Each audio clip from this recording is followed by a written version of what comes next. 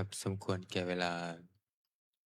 ครับขอนิมนต์พระภิกษุสงฆ์เจริญพรแม่ชีโอคีคุกเข่ากราบพระพร้อมกัน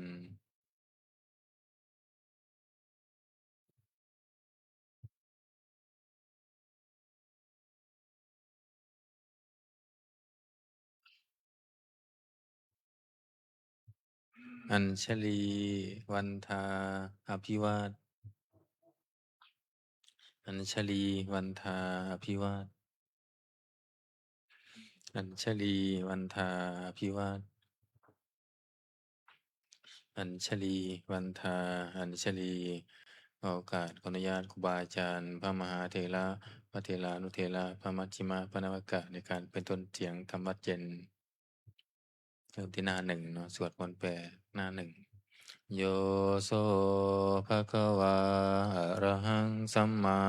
สัมพุทโธพระผู้มีพระภาคเจ้านั้นพระองค์ใดเป็นพระอรหันต์ดับเพลิงกิเลสเพลิงทุกข์สิ้นเชิงตรัสรู้ชอบได้โดยพระองค์เองสวากขาโตเยนะภะคะวะตาธัมโมพระธรรมเป็นธรรมอันพระผู้มีพระภาคเจ้าพระองค์ใดตรัสไว้ดีแล้วสุปฏิปันโนยัสสะภะคะวะโตสาวกสังโฆพระสงฆ์สาวกของพระผู้มีพระภาคเจ้าพระองค์ใดปฏิบัติดีแล้วตัมมายังภะคะวันตังสัทธัมมังสัสสังฆังอิเมหิสการะหิยัตถาระหังอาโรปิเตหิอภิปุชยามาข้าพระเจ้าทั้งหลายขอบูชาอย่างยิ่งซึ่งพระผู้มีพระภาคเจ้าพระองค์นั้นพร้อมทั้งพระธรรมและพระสงฆ์ด้วยเครื่องสักการะทั้งหลายเหล่านี้อันยกขึ้นตามสมควรแล้วสาธุโนพันเตภควาสุจิราปรินิพุตโตปิข้าแต่พระองค์ผู้เจริญพระผู้มีพระภาคเจ้าแม้ปรินิพพานนานแล้วทรงสร้างคุณนันสำเร็จประโยชน์ไว้แก่ข้าพระเจ้าทั้งหลายปัจฉิมาชนะตานุกรรมปมานาสาอนุเคราะห์แก่พวกข้าพระเจ้าอันเป็นชนรุ่นหลังอิเมสกการะทุกขตะปันนาการะปูเตปฏิคันหาตุขอพระผู้มีพระภาคเจ้าจงรับเครื่องสักการะอันเป็นบรรณาการของคนยากทั้งหลายเหล่านี้อัมหากังทีคารตังหิตายะสุขายะเพื่อประโยชน์และความสุขแก่ข้าพระเจ้าทั้งหลายตลอดกาลละนานเทอญอะระหังสัมมาสัมพุทโธภะคะวาพระผู้มีพระภาคเจ้าเป็นพระอรหันต์ดับเพลิงกิเลสเพลิงทุกข์สิ้นเชิงตรัสรู้ชอบได้โดยพระองค์เองพุทธังภะคะวันตังอภิวาเทมิข้าพระเจ้าอภิวาทพระผู้มีพระภาคเจ้าผู้รู้ผู้ตื่นผู้เบิกบาน สวากขาโตภะคะวะตาธัมโมพระธรรมเป็นธรรมที่พระผู้มีพระภาคเจ้าตรัสไว้ดีแล้วธัมมังนามัสสามิข้าพระเจ้านามัสการพระธรรม สุปฏิปันโนภะคะวะโตสาวกสังโฆพระสงฆ์สาวกของพระผู้มีพระภาคเจ้าปฏิบัติดีแล้วสังฆังนามามิข้าพระเจ้านอบน้อมพระสงฆ์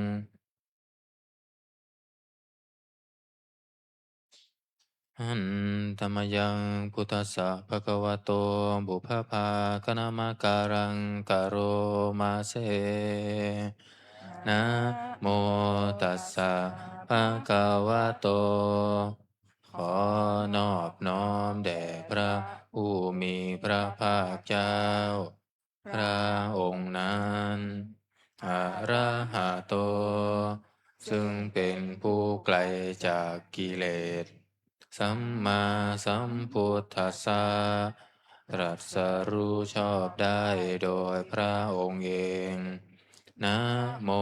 ตัสสะภะคะวะโตขอนอบน้อมแด่พระผู้มีพระภาคเจ้าพระองค์นั้น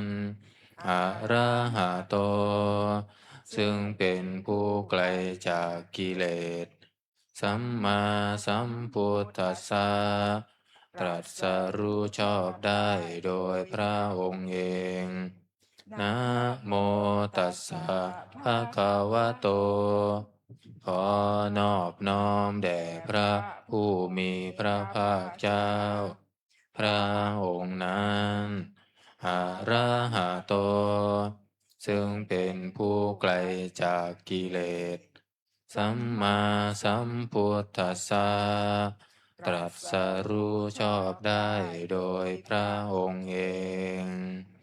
เปิดไปที่หน้า19ธรรมเจนอันตมยังพุทธานุสตินายังกโรมาเสตังโคปานาภะคะวันตังเอวัง กัลลายาโนกิตติสัพโทอภุคโตก็กิตติศัพท์อันงามของพระผู้มีพระภาคเจ้านั้นได้ฟุ้งไปแล้วอย่างนี้ว่าอิติปิโสภะคะวาเพราะเหตุอย่างนี้อย่างนี้พระผู้มีพระภาคเจ้านั้นอะระหังเป็นผู้ไกลจากกิเลสสัมมาสัมพุทโธเป็นผู้ตรัสรู้ชอบได้โดยพระองค์เองวิชาจารณะสัมปันโน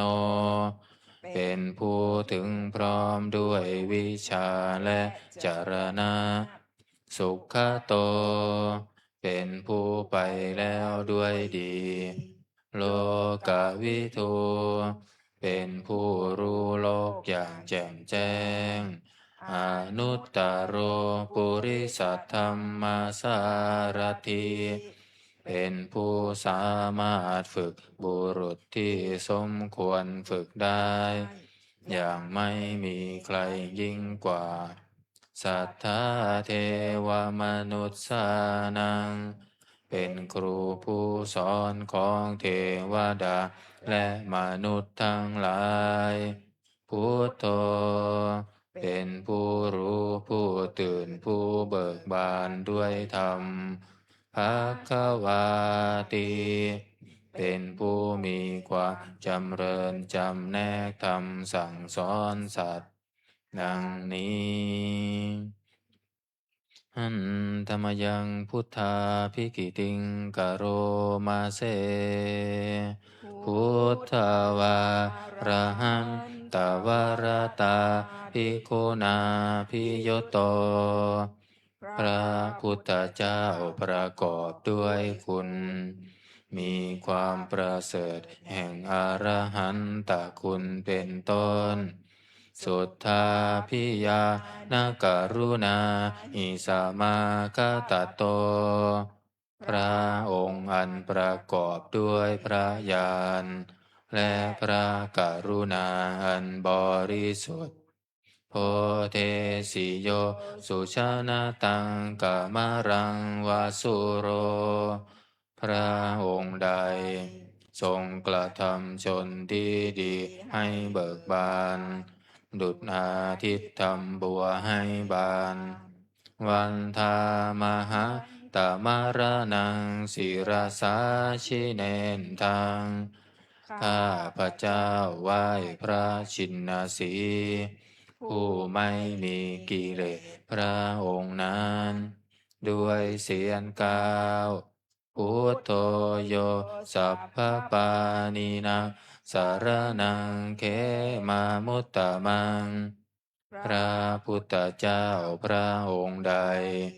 เป็นสารณะอันเกษมสูงสุดของสัตว์ทั้งหลายปัตถมานุสติทานังวันทามิตังสิเรนะหัง ข้าพระเจ้าไหว้พระพุทธเจ้าพระองค์นั้นอันเป็นที่ตั้งแห่งความระลึกองค์ที่หนึ่งด้วยเสียงกล่าวพุทธัสสะหะสมิทาโสวะพุทโธเมสามิกิจจโร ข้าพระเจ้าเป็นทาสของพระพุทธเจ้า พระพุทธเจ้าเป็นนาย มีอิสระเหนือข้าพระเจ้า พุทโธทุกขัสสะกาตาจะวิทาตาจะหิตัสสะเม พระพุทธเจ้าเป็นเครื่องกำจัดทุกข์และทรงไว้ซึ่งประโยชน์แก่ข้าพระเจ้า พุทธัสสะหังนิยาเทมิสรีรันชีวิตันจิทัง ข้าพระเจ้ามอบกายถวายชีวิตนี้แด่พระพุทธเจ้า วันทันโตหังจาริสามิพุทธัสเสวะสุโพธิตัง ข้าพระเจ้าผู้ไหวอยู่จักประพฤติตามซึ่งความตรัสรู้ดีของพระพุทธเจ้านาติเมสารนังอัญญพุทโธเมสารนังวรัง สารณะอื่นของข้าพระเจ้าไม่มี พระพุทธเจ้าเป็นสารณะอันประเสริฐของข้าพระเจ้า เอเตนะสัจจวัชเชนะวัตเทยังสัตตุสาสเน ด้วยการกล่าวคำสัตย์นี้ ข้าพระเจ้าพึงเจริญในพระศาสนาของพระศาสดา พุทธังเมวัฏฐมาเนนะยังปุญญังปัสสุตังอิทา ข้าพระเจ้าผู้ไหวอยู่ซึ่งพระพุทธเจ้า ได้ขวนขวายบุญใดในบัดนี้สัพเพ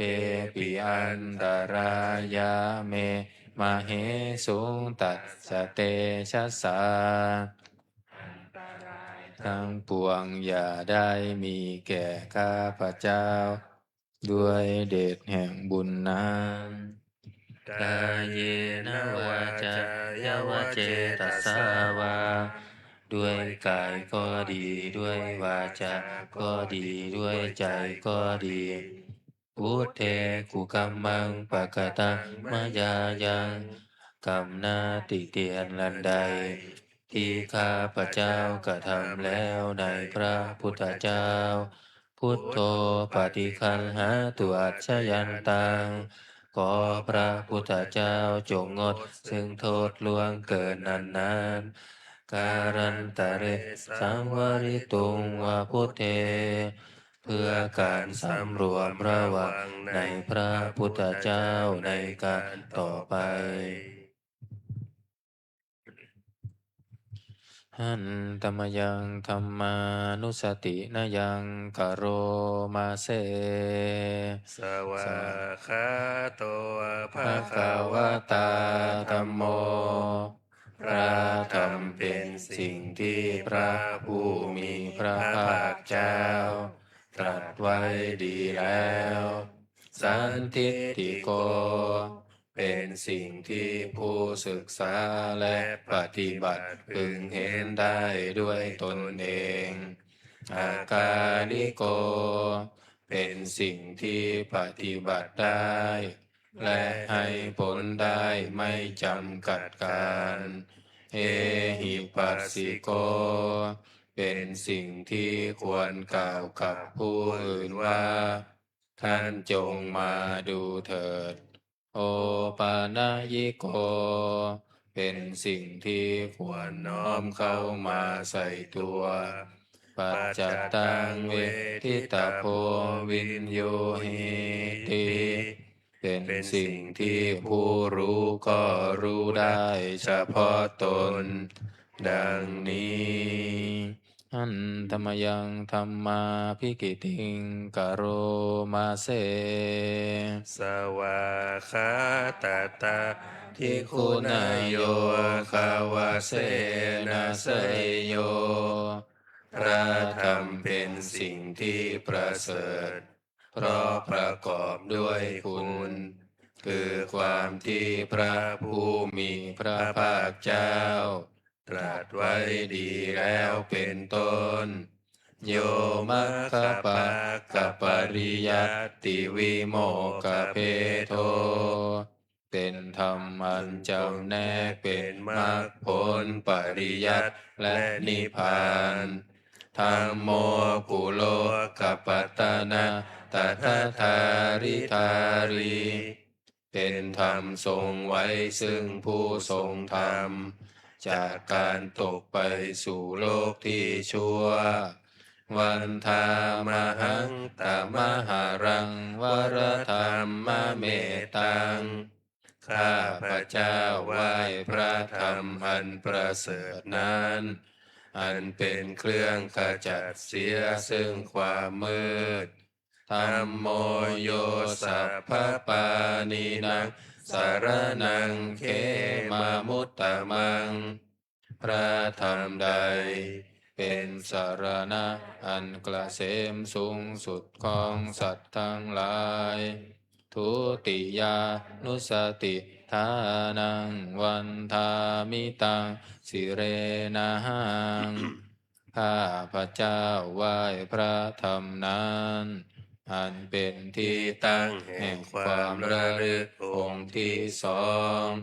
ด้วยเสียงกล่าวธรรมัสสาหัสสมิทาโสวะธัมโม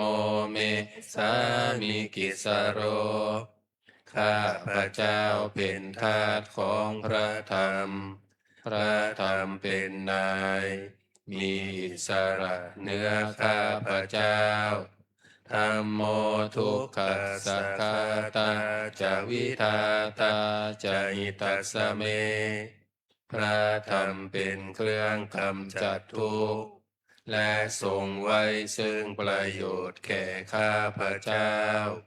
ธรรมัสสาหังนิยาเทมิสรีรังชีวิตังจิตัง ข้าพระเจ้ามอบกายถวายชี ชีวิตนี้แด่พระธรรม วันทันโตหังจริสามิธรรมเสวะสุธรรมตัง ข้าพระเจ้าผู้ไหวอยู่จักประพฤติตาม ซึ่งความเป็นธรรมดีของพระธรรม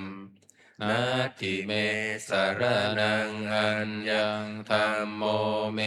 สารนังวรัง สารณะอื่นของข้าพระเจ้าไม่มี พ ระธรรมเป็นสารณะอันประเสริฐของข้าพเจ้าเอเตนะสัจจวัตเชนะวัตเตยังสัตตุสาสเนด้วยการกล่าวคำสัตย์นี้ข้าพเจ้าพึงเจริญในพระศาสนาของพระศาสดาธัมมังเมวันทมาเนนะยังปุญญังปัสสุตังอิทาข้าพเจ้าผู้ไหวอยู่ซึ่งพระธรรมได้ขวนขวายบุญใดในบัดนี้สัพเพปิอันตรายาเมมเหสุงตัสสะเตชะสาอันตรายทั้งปวงอย่าได้มีแก่ข้าพเจ้าด้วยเดชแห่งบุญนั้นกายเยนะวาจายะเจตสาวาด้วยกายก็ดีด้วยวาจาก็ดีด้วยใจก็ดีธัมเมกุกัมมังปะกตังมยายังกรรมนาติเตียนนันใดที่ข้าพเจ้ากระทำแล้วในพระธรรมธัมโมปฏิคันหาตุอัจฉยันตังขอพระธรรมจงงดซึ่งโทษล่วงเกินนานๆการันตะเรสังวริตุงวธรรมเมเพื่อการสำรวมระวังในพระธรรมในการต่อไปอันธรรมยังสังขานุสตินายังกโรมาเสสุปฏิปันโนภะคะวะโตสาวกสังโฆทรงสาวกของพระผู้มีพระภาคเจ้าปฏิบัติดีแล้วอุชุปฏิปันโนภะคะวะโตสาวกสังโฆทรงสาวกของพระผู้มีพระภาคเจ้าปฏิบัติตรงแล้วญายะปฏิปันโนภะคะวะโตสาวกสังโฆ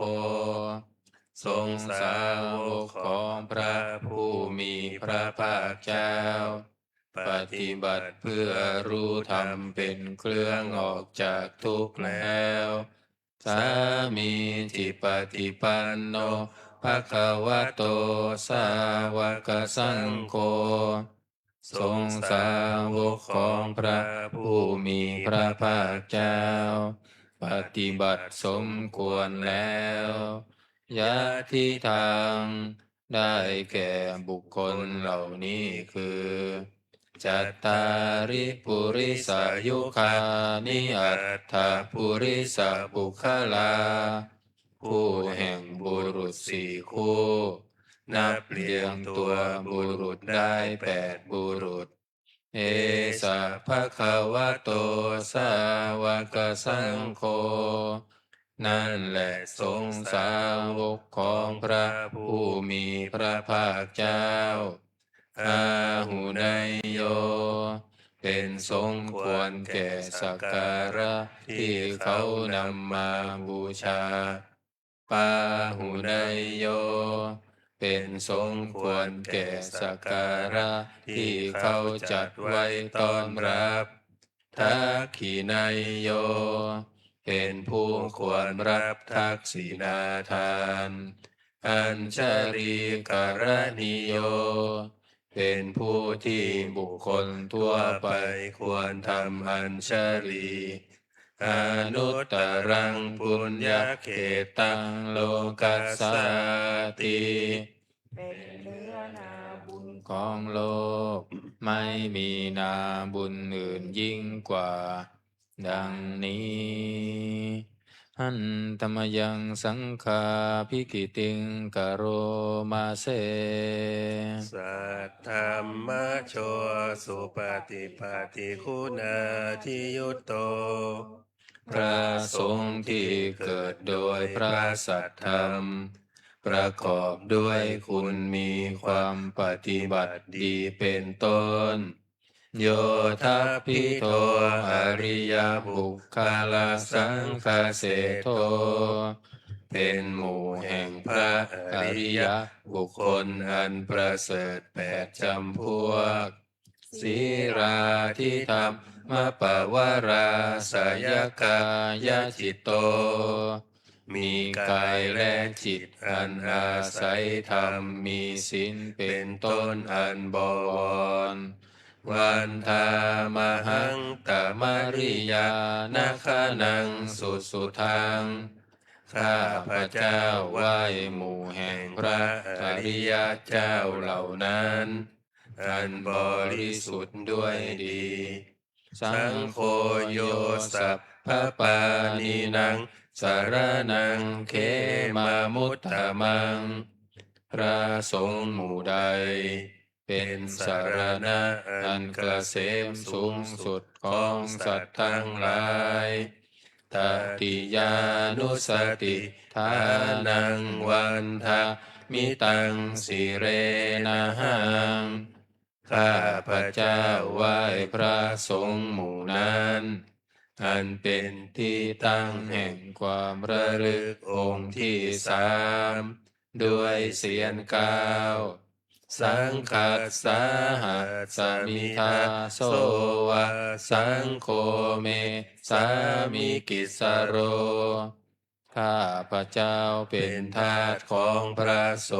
งฆ์พระสงฆ์เป็นนายมีอิสระเหนือข้าพระเจ้าสังโฆทุกขัสสะคาตาจวิทาตาจหิตัสสะเมพระสงฆ์เป็นเครื่องกำจัดทุกข์และทรงไว้ซึ่งประโยชน์แก่ข้าพระเจ้าสังคัสสาหังนิยาเทมิสรีรังชีวิตังจิทังข้าพระเจ้ามอบกายถวายชีวิตนี้แด่พระสงฆ์วันทังโตหังจริสามิสังคัสโสปฏิปันนตังข้าพระเจ้าผู้ไหวอยู่จักประพฤติตามซึ่งความปฏิบัติดีของพระสงฆ์นัตติเมสารนังอัญญาสังโฆเม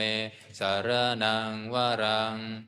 สารณะอื่นของข้าพระเจ้าไม่มีพระสงฆ์เป็นสารณะอันประเสริฐของข้าพระเจ้าเอเตนะสัจจวัชเชนะวัตเตยะสัตตุสาสเนด้วยการกล่าวคำสัตย์นี้ข้าพระเจ้าพึงเจริญในพระศาสนาของพระศาสดาสังฆังเม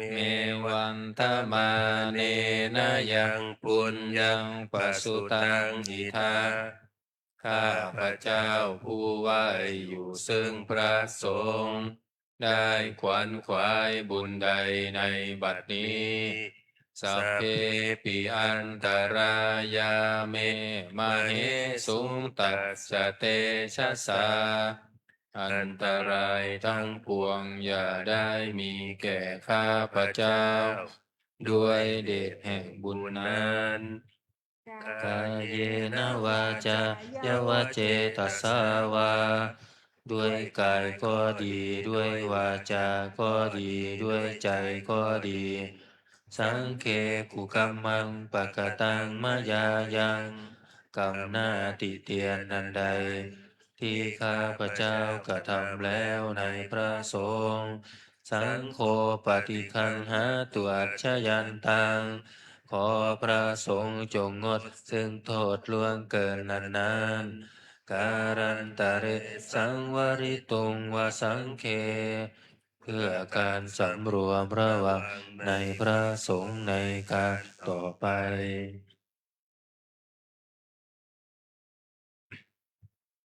หันตมยังอติตาปัจเจเวคณาปาทังพนามาเสอัจฉมยาปัจเจเวคิตาวายังจีวรังปริพุตตัง จีวรใดอันเรานุ่งห่มแล้ว ไม่ทันพิจารณาในวันนี้ตังยาวะเทวสิตัสสะปฏิฆาตายะจีวรนั้นเรานุ่งห่มแล้ว เพียงเพื่อบำบัดความหนาวอุณหาสะปฏิฆาตายะเพื่อบำบัดความร้อนดังสมกัสสวาตาตปัสสิริงสัพพสัมปัสสานังปฏิฆาตายะเพื่อบำบัดสัมผัสอันเกิดจากเหลือบยุงลมแดดและสัตว์เลื้อยคลานทั้งหลายยาวะเท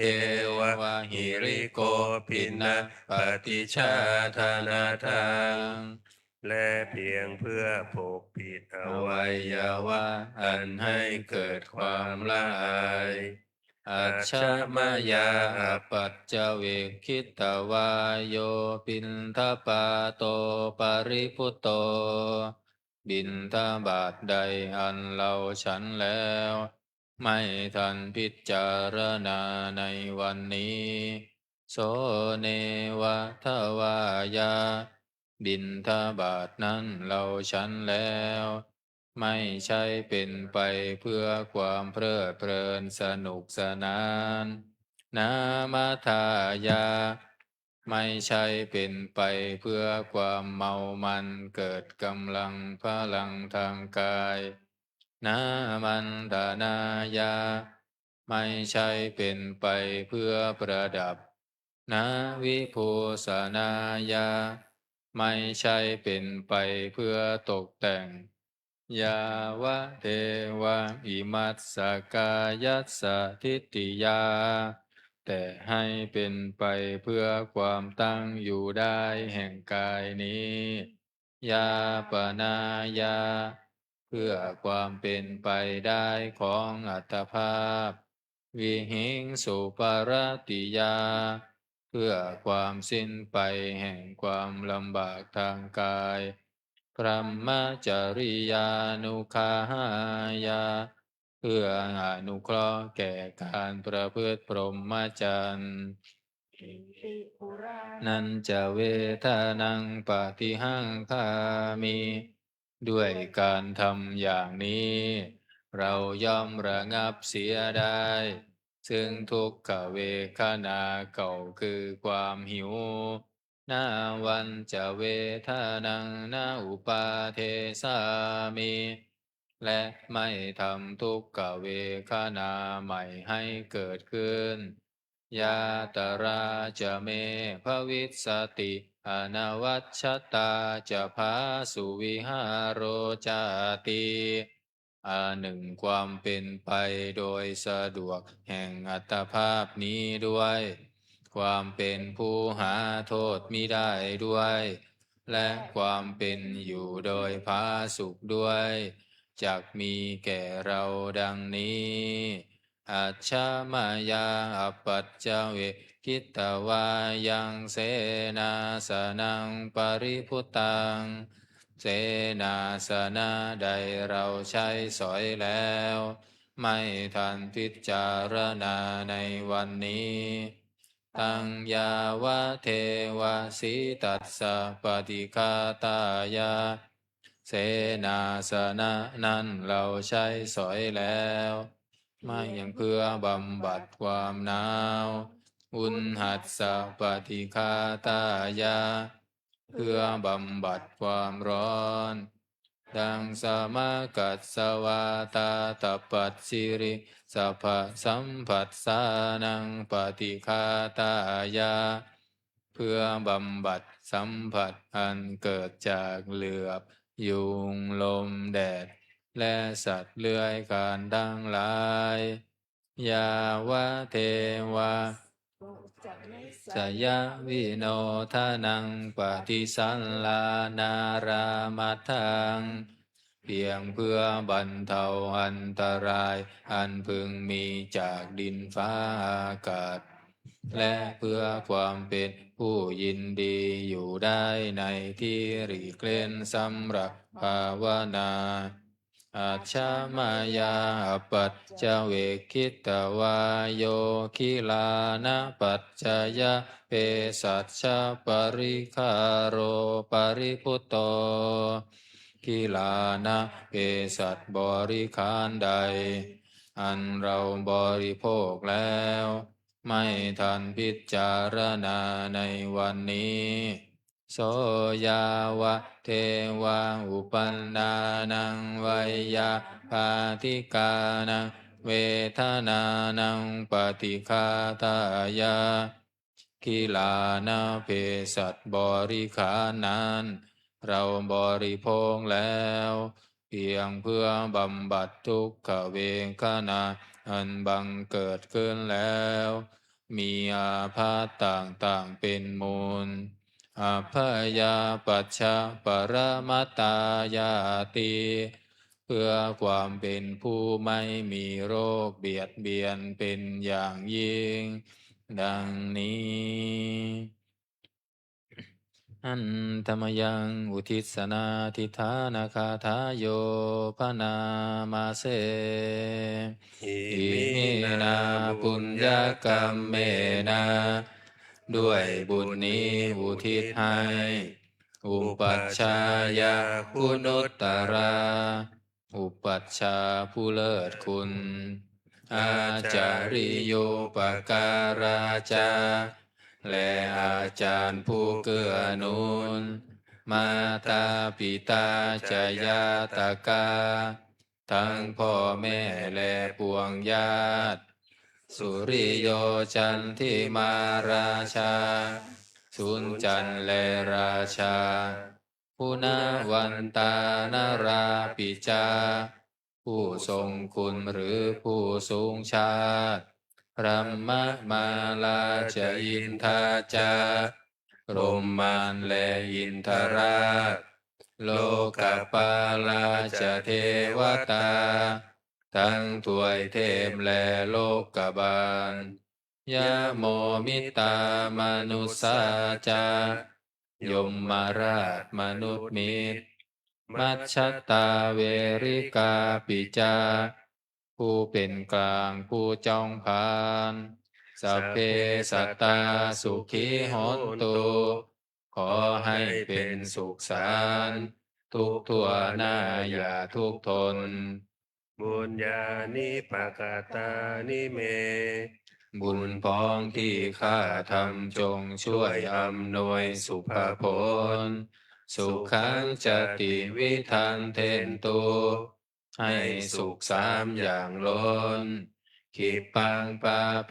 ทะโวมะตังให้รู้ถึงนิพพานพรันอิมินาปุญญกรรมเมนาด้วยบุญนี้ที่เราทำอิมินาอุทิเสนันจาและอุทิศให้ปวงสัตว์ขิปะหังสุรเพเจวาเราพันได้ซึ่งการตัดตัณหุปาทานเฉทนัง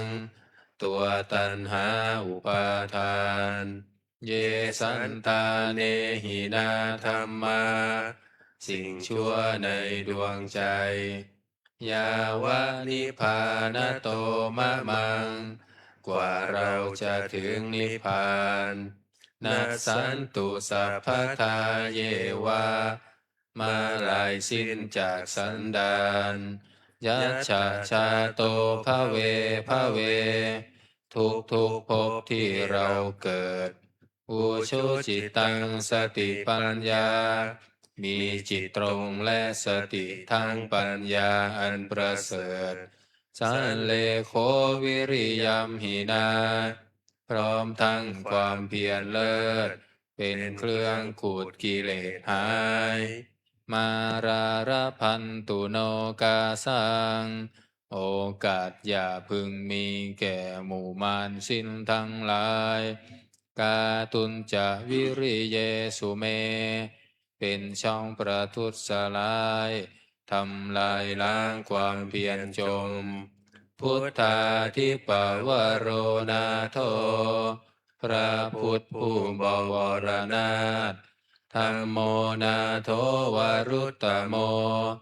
พระธรรมที่พึงอุดมนาโถปัจเจกพุทโธจาพระปัจเจกพุทธโสม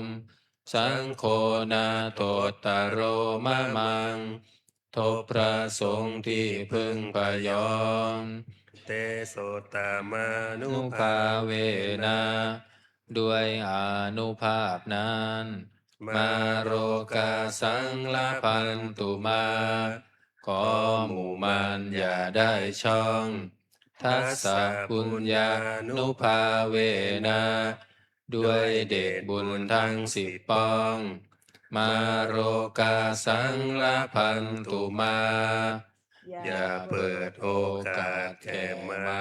รเถิดวันนี้เราวันอังคารเราจะสวดอนันตลักขณสูตรเป็นสูตรที่2โยคีเปิดหนังสือเล่มสีเหลืองไปที่หน้า93นะนะโมตัสสะภะคะวะโตอะระหะโตสัมมาสัมพุทธัสสะนะโมตัสสะภะคะวะโตอะระหะโตสัมมาสัมพุทธัสสะนะโมตัสสะภะคะวะโตอะระหะโตสัมมาสัมพุทธัสสะพุทธังสรณังคัจฉามิธัมมังสรณังคัจฉามิสังฆังสรณังคัจฉามิทุติยัมปิพุทธังสรณังคัจฉามิทุติยัมปิธัมมังสรณังคัจฉา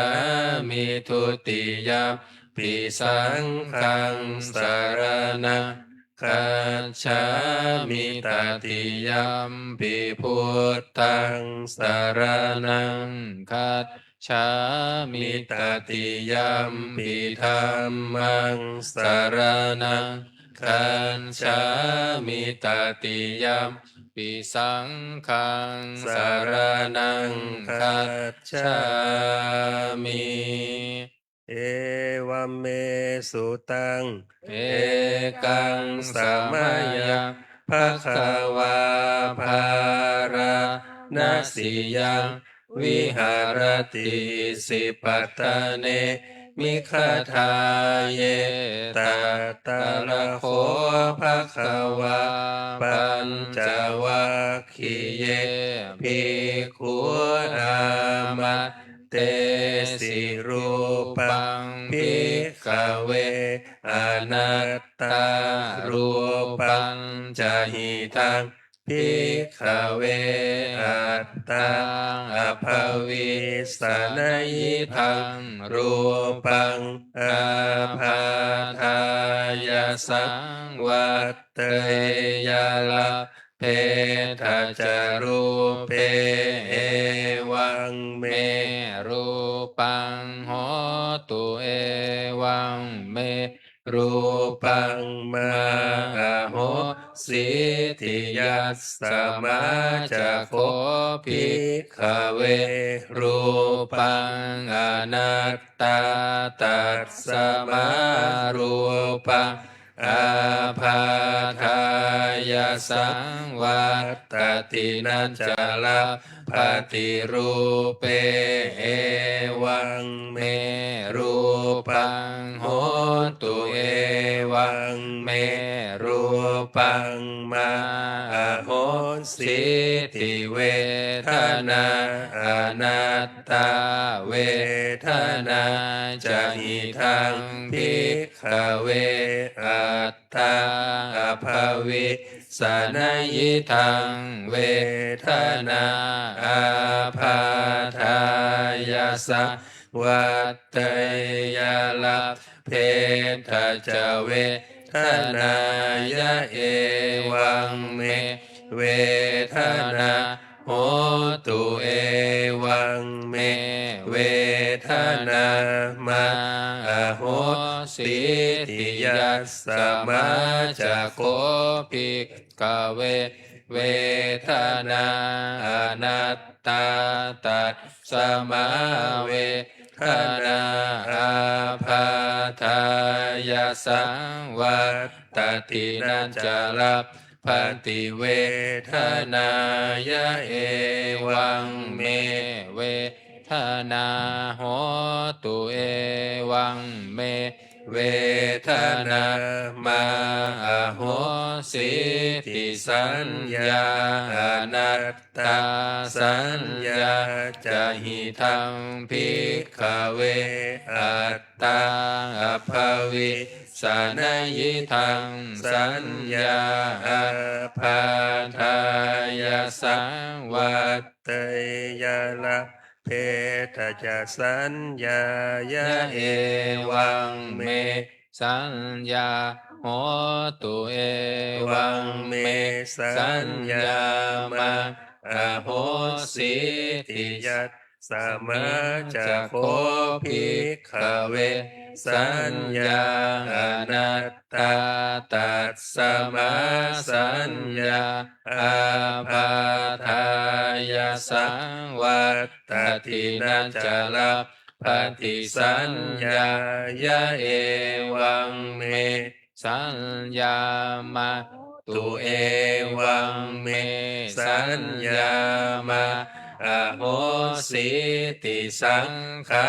ราอนัตตาสังขารา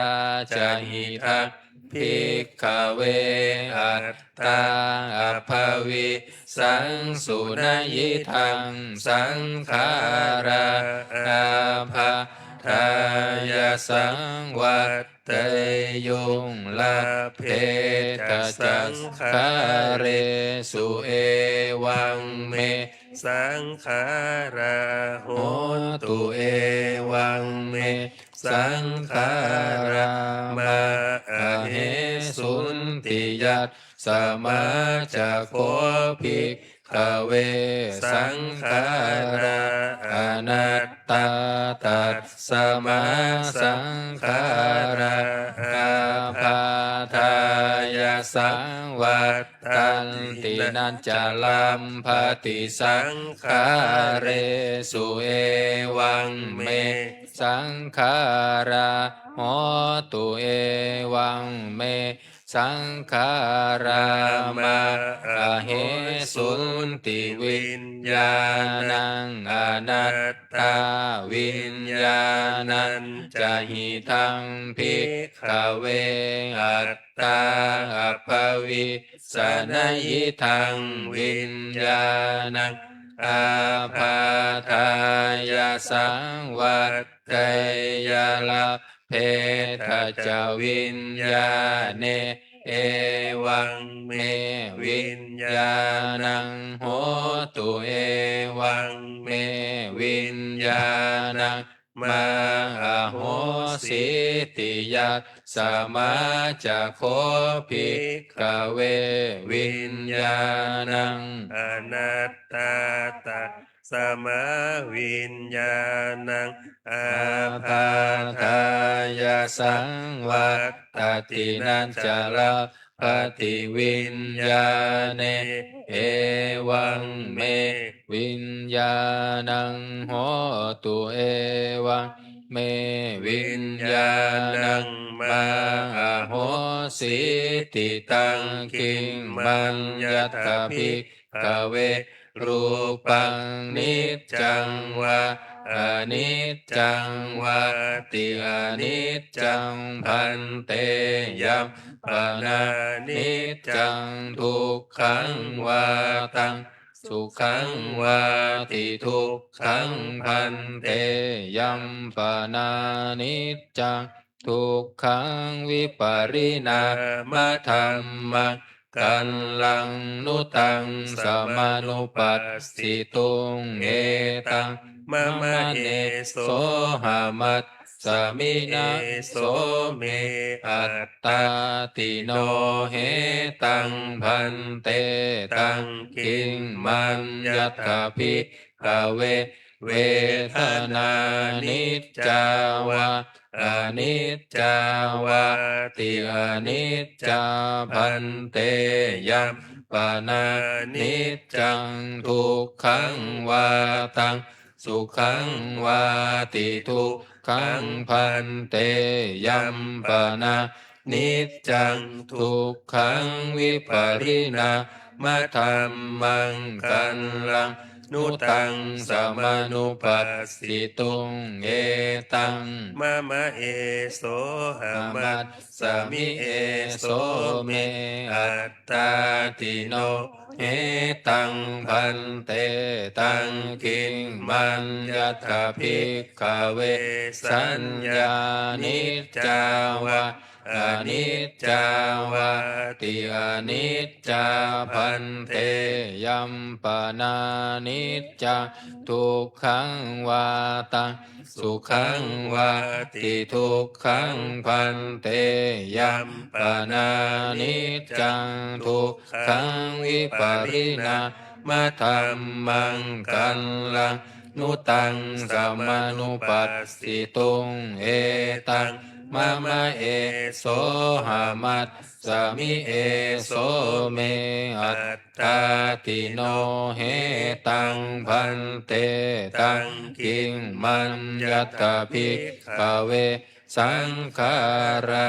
นิจจาวะอนิจจาวะติอนิจจาพันเตยัมปานานิจจังทุกขังวาตังสุขังวาติทุกขังพันเตยัมปานา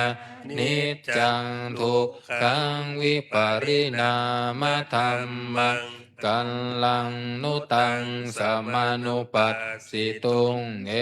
ตังมะมะเอโสหามัตสมิเอโสเมอัตตาติโนเหตังพันเต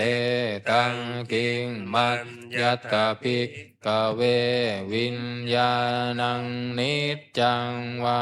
อนิจจังวาติอนิจจังพันเตยัมปานานิจจังทุกขังวาตังสุขังวาติทุกขังพันเตยัมปานานิจจังทุกขังวิปริณามะธัมมังกันลังนุตังสมานุปัสสิตุงเอตังมะมะเอโสหามัตสมิเอโสเมอัตตาติโน เอตังพันเต ตัสสมาติหาภิกขเว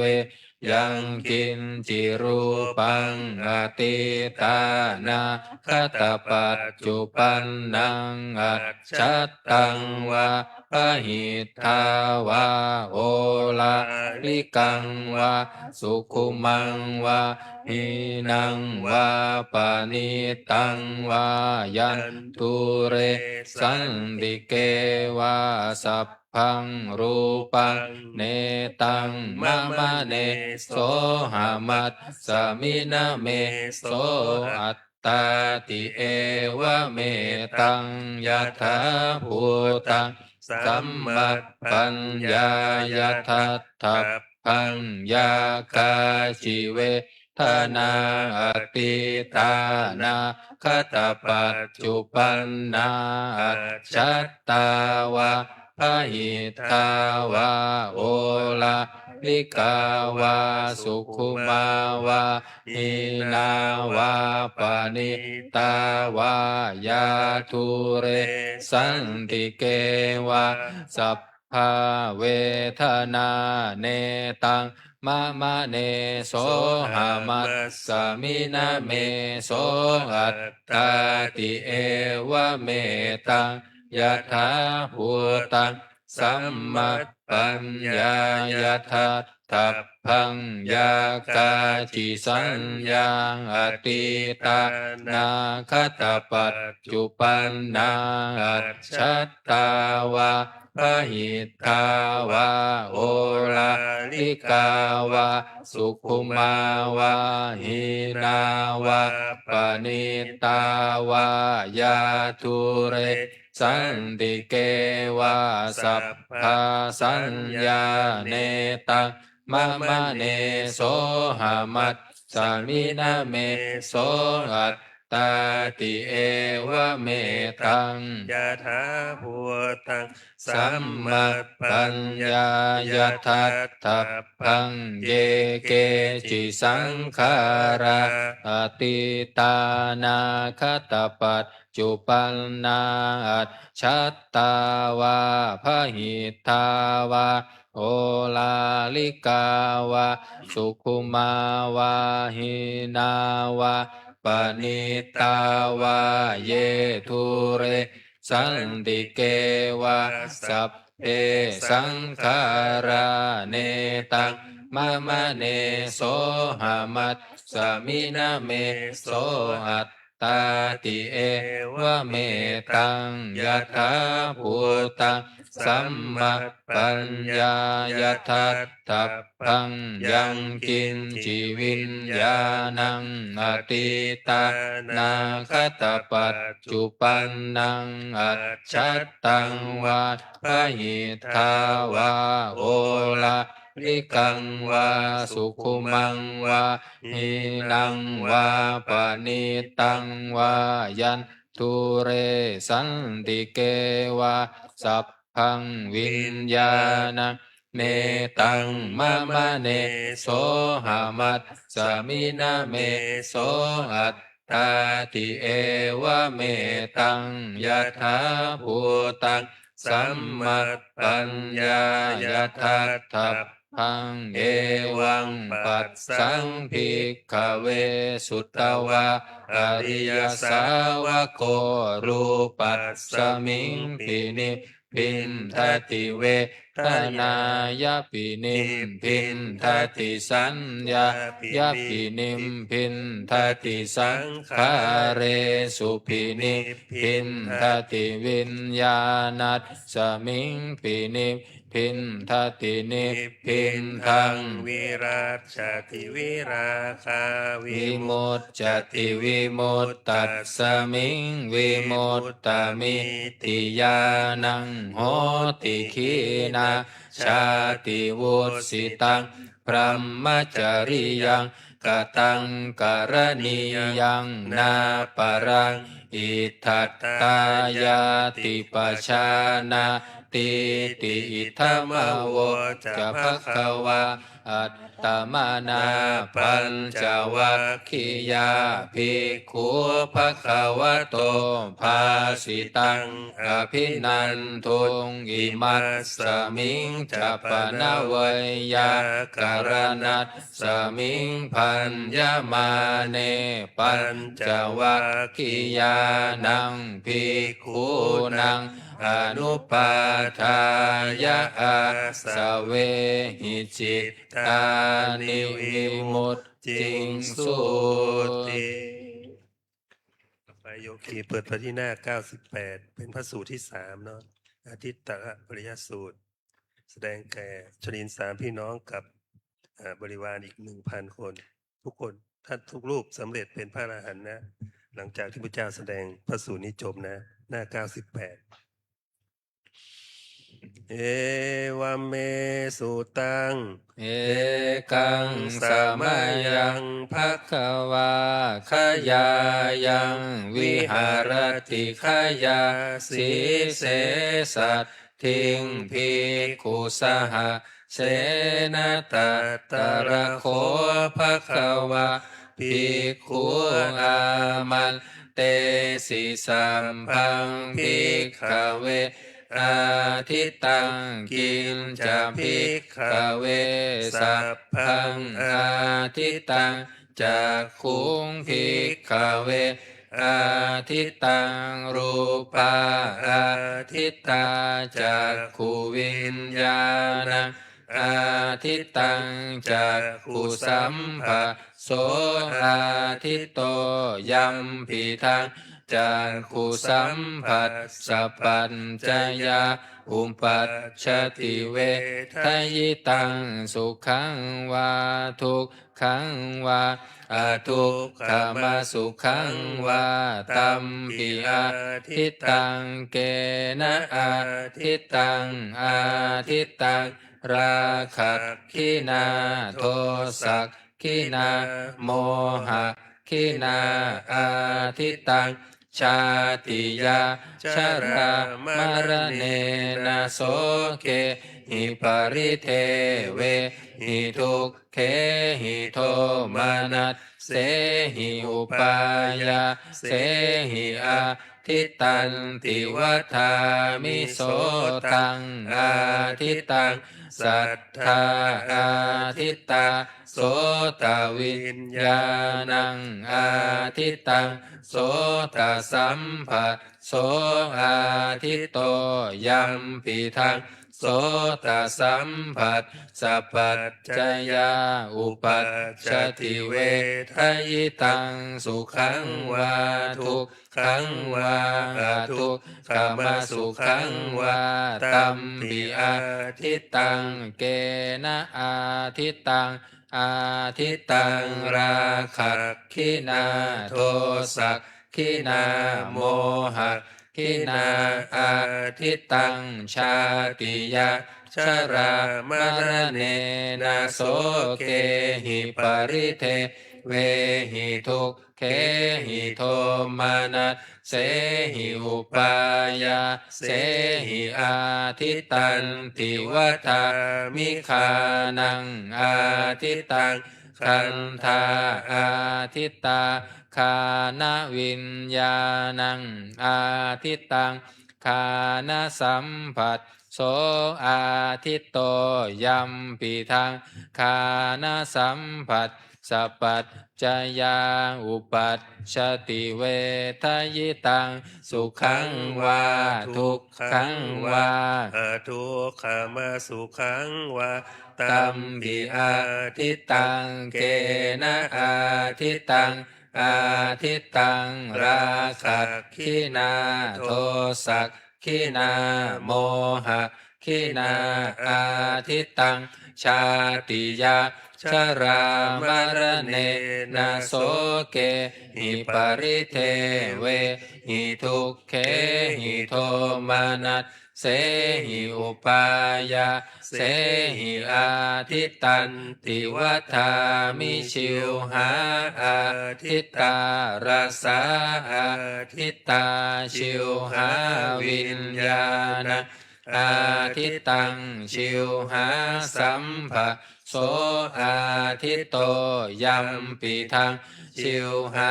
สัมผัสสัพพัจจยาอุปัชชติเวทยิตังสุขังวาทุกขังวาทุกขมสุขังวาตัมปิอาทิตตังเกนะอาทิตตังอาทิตตังราคะขินาโทสักขินาโมหะขินาอาทิตตังชาติยาชรามรเนนะโสเกหิปริเทเวหิทุกเขหิโทมานัสเสหิอุปายาเสหิอาทิตตันติวัฏามิกายโยอาทิตโตโพธัพพาอาทิตตากายวิญญาณอาทิตตังกายสัมผัสโสอาทิตโตยัมปิทังกายสัมผัสสัพพัจจยาอุปัชชติเวทยิตังสุขังวาทุกขังวาทุกขมสุขังวาตัมปิอาทิตตังเกนะอาทิตตังอาทิตตังราคะขินาโทสักขินาโม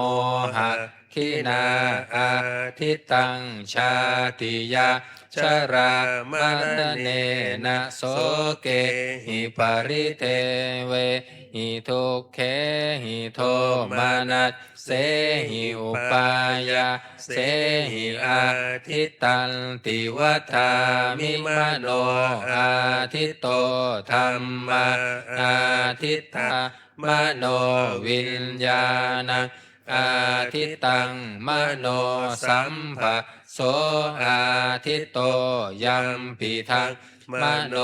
สัมผัสสะปัจจยาอุปัชชติเวทยิตังสุขังวาทุกขังวาอาทุกขมาสุขังวาตัมปิอาทิตังเกนะอาทิตังอาทิตังราคัตขินาโทสักขินาโมหะขินาอาทิตังชาติยาชรามรเนนะโสเกหิปริเทเวหิทุกเขหิโทมานัสเสหิอุปายาเสหิอาทิตันติวัฏามิเอวังปัสสังภิกขเวสุตตวะอริยสาวโกจักขุสมิงปินิพินทติรูเปสุปินิพินทติจักขุวิญญาเนปินิพินทติจักขุสัมผัสเสปินิพินทติยัมปิทังจักขุสัมผัสสะปัจจยาอุปัชชติเวทยิตังสุขังวาทุกขมาสุขังวาตัสสมิงปินิพินทติโสตัสสมิงปินิพินทติสัทเทสุปินิพินทติโสตวิญญาเนปินิพินทติโสตสัมผัสเสปินิพินทติยัมปิทังโสตสัมผัสสะปัจจยาอุปัชชติเวทยิตังสุขังวาทุกขังวาทุกขมาสุขังวาตัสสมิงปินิพินทติคานัสสมิงปินิพินทติคันเทสุปินิพินทติคานวิญาเนปินิพินทติคานสัมผัสเสปินิพินทติยัมปิทังคานสัมผัสสะปัจจยาอุปัชชติเวทยิตังสุขังวาทุกขังวาทุกขมาสุขังวาตัสสมิงปินิพินทติชิวหายาปินิพินทติราเสสุปินิพินทติชิวหาวิญญาเนปินิพินทติชิวหาสัมผัสเสปินิพินทติยัมปิทังชิวหาสัมผัสสะปัจจยาอุปัชชติเวทยิตังสุขังวาทุกขังวาทุกขมาสุขังวาตัสสมิงปินิพินทติกายสสมิงปินิพินทติโพธพเพสุปินิพินทติกายวิญญาเนปินิพินทติกายสัมผัสเสปินิพินทติยัมปิทังกายสัมผัสสะปัจจยาอุปัชชติเวทยิตังสุขังวาทุกขังวาทุกขมาสุขังวาตัสสมิงปินิพินทติมานัสสมิงปินิพินทติธัมเมสุปินิพินทติมโนวิญญาเนปินิพินทติมโนสัมผัสเสปินิ พินทติยัมปิทังมโนสัมผัสสะปัจจยาอุปัชชติเวทยิตังสุขังวาทุกขังวา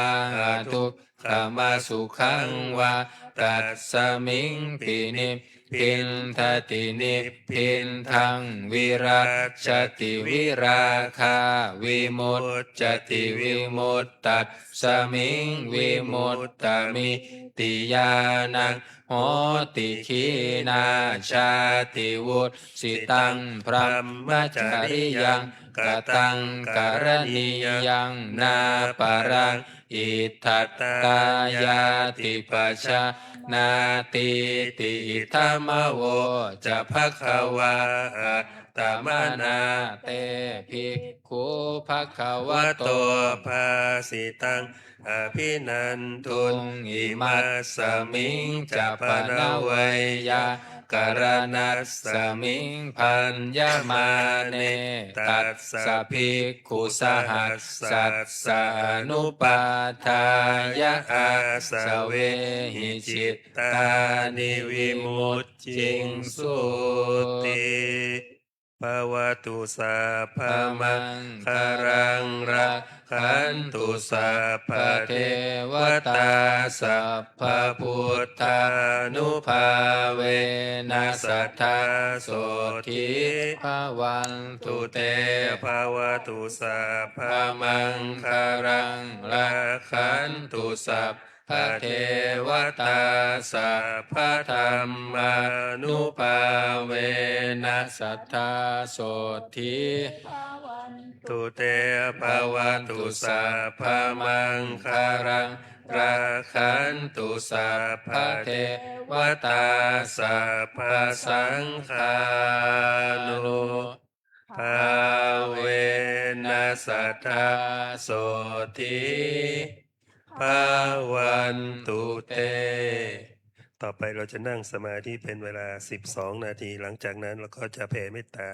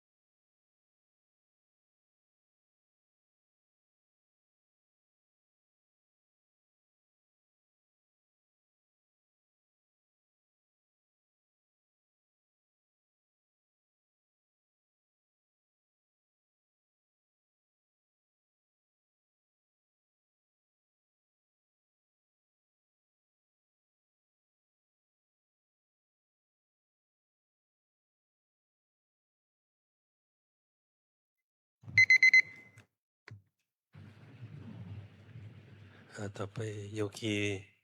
กระดาษแผ่นสีขาวนะเราจะแผ่เมตตาถ้าใครไม่มีเปิดไปหน้า66กระดาษแผ่นสีขาวนะที่เราถือเป็นแผ่นนะ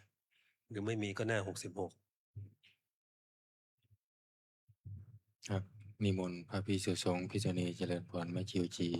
เตรียมตัวกรวดน้ำอุทิศบุญกุศลแผ่เมตตาพร้อมกันอิทังทานากัมมังนิพานาปัจจายโยโหตุโนนิจจังอิทังศีลกัมมังนิพานาปัจจายโยโหตุโนนิจจังอิทังภาวนากัมมังนิพพานาปัจจายโยโหตุโนนิจจังยังกินจิกุสาลังกัตตพังกัมมังสัพเพหิอัมเหหิกัตตังปุญญังโนอานุโมทันตุสุนันตุปนโตเยเทวะอัสสมิทาเนอาทิคาตาทิคายุกะสัทธาหุนตุสัมเพ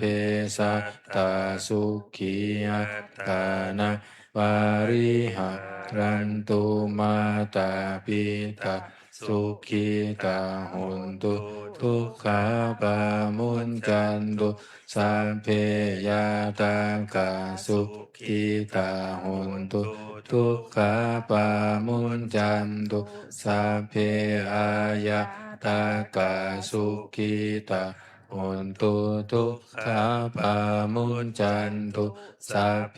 ปิสาสัพเพยังคะสัพเพเปตาสุขีตาหุนตุทุกขาปามุนจันตุสัพเพนังคตาสุขีตาหุนตุทุกขาปามุนจันตุสัพเพเทวะสุขีตาหุนตุทุกขาปามุนจันตุสัพเพอาจาริโย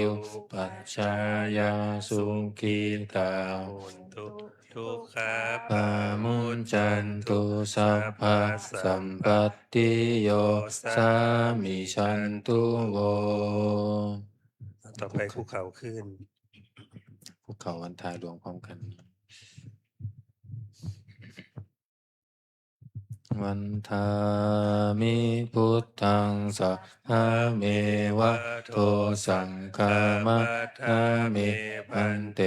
วันทามิธัมมังสัพพะเมวะโตสังฆามัฏฐามิปันเตวันทามิสังฆังสัพพะเมวะโตสังฆามัฏฐามิปันเตวันทามิคารุอุมปัชฌายาจาริเยสัพพะเมวะโตสังฆามัฏฐามิปันเตวันทามิกัมมัฏฐานังสัพพะเมวะโตสังฆามัฏฐามิปันเตวันทามิอารามิปันทัสสีมังสัพพะเมวะโตสังฆามัฏฐามิปันเตวันทามิเจติยังสัมพังสัมภะทาเนสุปฏิทิตาสารีละกาตุมหาโพธิพุทธรูปังสักกาลังสัทธานาคาโลเกเทวะโลเกพระมะโลเกจัมปุทิเปลังกาทิเปสารีละธาตุโยเกสัทธาตุโยอะระหันตธาตุโยเจติยะคันทะกุติงจันตุราสิติสหัสเสธัมมะคันเทสัพเพสัมปาทะเจติยังอาหังวันทามิสัพพะโสอัญชลีวันทาอภิวาทอัญชลีวันทาอภิวาท อัญชลีวันทาอภิวาทอัญชลีวันทาอัญชลีก้มหมอบวันทาน้อยพร้อมกัน สาธุวันทามิพันเตสะพังอปาราทังกามัตตะเมพันเตมายากตังปุญญาสามินาอนุโมทิตพังสามินากตังปุญญาไมหันทตพังสาธุสาธุอนุโมทามิ อัญชลีวันทาอภิวาทอัญชลีวันทาอภิวาทอัญชลีวันทาอภิวาทอัญชลีวันทาอัญชลีครับขอนิมนต์พระภิกษุสงฆ์ภิกษุณีเข้ากราบพระมหาเถระพระมหาสุรศักดิ์สุรสโกพร้อมกันอยู่คีกราบทีหลังอัญชลีวันทาอภิวาท